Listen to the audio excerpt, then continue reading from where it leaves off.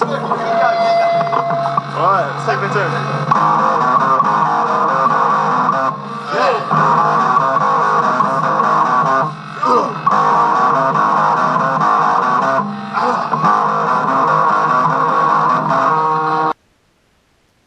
The aim of my plan today is either side of each piston on the crank there is what's called an oil seal, and these keep each cylinder tight. They stop any pressure leaking out. Now once these goes, you can start to get extra smoke or whatever, because basically you've lost your seal within your particular cylinder.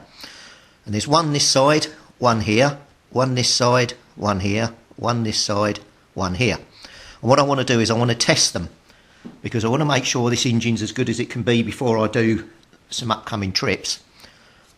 But I need to know whether these are any good. If they're not any good, unfortunately it means I've got to split the engine in half and really take the thing to pieces, which I really don't want to do. But we're only going to know when I've tested it. Now the way we're going to test it, you may recall that before, when we were taking the forks off, I went out and brought this inner tube, and obviously I've cut it up, sort of thing. Now on the inner tube is a Schroeder valve, which is basically this valve here. That's what they're called. And what I'm going to do is I'm going to use this and make myself basically a gasket. I'm going to sandwich it between the piece of wood and that piece of rubber, and we're going to pull down, tighten it. Then with a pump, I'm going to pump pressure in through the valve, and on the manifold where the carburetor bolts to, I'm going to put another piece of rubber over there, and if there's pressure in there, it should bow out from flat. So rather be like this, it should then bow right out, and we'll be able to see whether we've actually got pressure. We want it to bow out, which means that the oil seals are good. If they don't bow out, it means the oil seals are bad.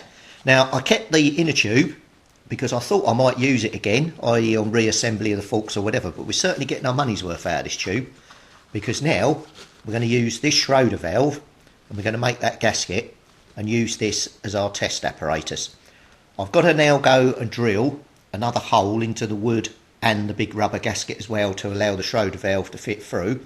So we're going to do that now, and we'll finish making the test rig. Then we'll make the little selection of rubber to go on the back, and then we can put a pump on here, pump away, and see whether the oil seals are any good. See, it's amazing what I get up to in my spare time. I need to get out more. The biggest problem you're going to face is making a template to blank off the exhaust port.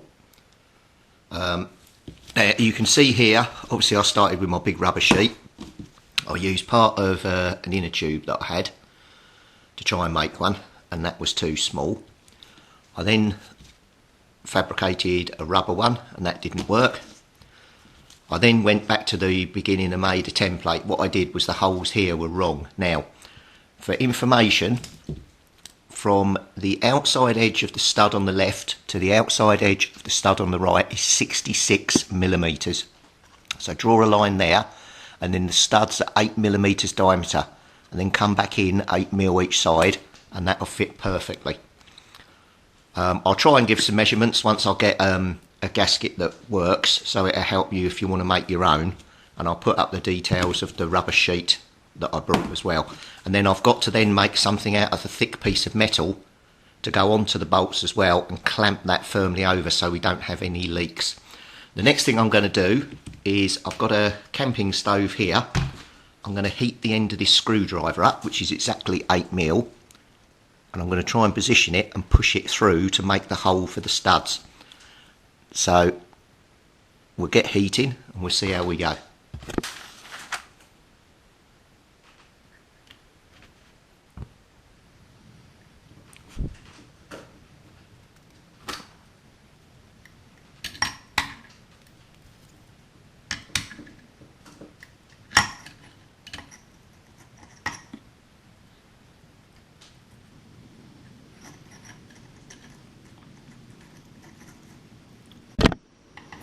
Right, that's got to be hot enough by now.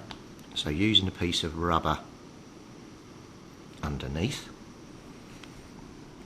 can we get down through there? It's burning its way through. Don't think we're through. Cool, smell of burning rubber.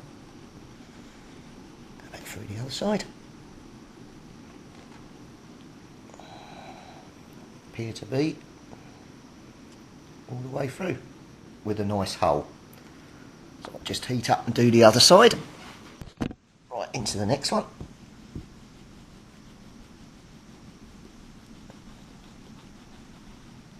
It's gone through. Come back through from the other side just to open the hole up. And obviously don't touch the screwdriver because it's red hot.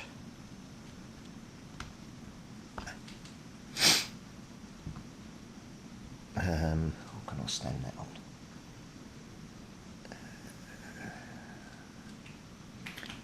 Put it on the piece of rubber I don't need, just to keep it off and burn me mat. Right, so there we have a nice gasket. Now I have a slightly larger drill, which now I've got a decent hole, I could drill down in. But we'll go and check now whether this fits, and then if that does, then we've got a perfect template to draw on a piece of metal, cut out the piece of metal, put this behind it, clamp the lot on, and this should do all 3 cylinders for the test that I want to do. So as suspected, the holes are a little tiny bit too small. So what I've done is I've got a drill bit, using my workbench.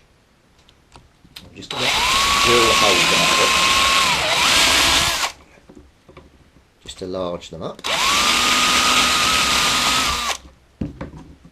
Then it makes a lovely round hole. It takes out all of the burrs and everything inside. I've already done one. You can see now we've got a really nice gasket. So let me just go and get a torch because the lighting in here is rubbish, and we'll put that on and see if it fits. So here's where it's got to fit on. So look at that. That's what I wanted. So you can see now that is completely blanked off. So we now need a metal plate to go over the top of it. But it needs to be a fairly thick metal because there's a little gap there, and then that'll ram onto there and make that vacuum seal tight. Yeah, it's got clearance all the way round. That's perfect. So I'll try and put you some measurements up for that, and then you can make your own if you need to, and you'll see why I'm doing this test as well. Hopefully it's going to pass, because if it doesn't, it's engine out, and I've got to actually take the engine in half, take out the crank all the way across and replace all the seals. While I'm in there I might as well do the bearings, but I really don't want to have to do it. It's a cold, dark and wet Monday morning, just after 6 AM. I've already been out in the garage. I've taken the black rubber gasket off the bike and I've fabricated the same thing in wood. And this is 9mm ply. It's an off cut that I had laying around, so I've used that, but any bit of wood would do. I did think about using metal, and I was looking at aluminium and stuff to buy, but for that thickness it's ridiculous, so use what you've got. All you've got to do is clamp this on to make like an airtight seal. So let's go over to the bike and we'll check fit. Now you haven't got a lot of room on here, so what I've had to do is sort of angle it to get the first one on to clear the frame. Then I had to elongate out the second hole, and then hopefully when I clamp that on there, that should compress the rubber and make a nice seal. And then, because I've made one and I've got one rubber gasket, you see how tight that is to get it off, it just fits in there 9mm between that stud and the frame. I can then transfer it to the others and do it. What I need to do is decrank this and then work out where to drill a hole directly in the middle to get the valve through. Now the gasket, when I put it on last time, it made an imprint of the exhaust flange. So what I can do is just drill through the rubber first of all, through the middle of the exhaust flange, and then that will allow me to then do the hole coming down through the wood.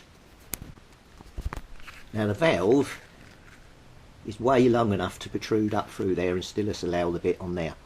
Now what I want to do is, ideally, I've got to do it to the diameter of this. So looking at that, I'm probably going to go with a 7mm drill first of all and try and see whether that's enough just to push that up through the middle.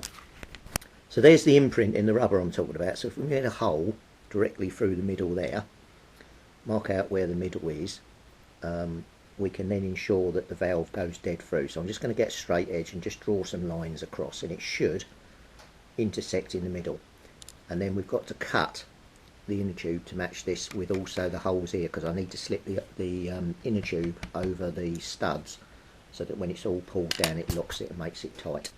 I've drilled a 7mm hole.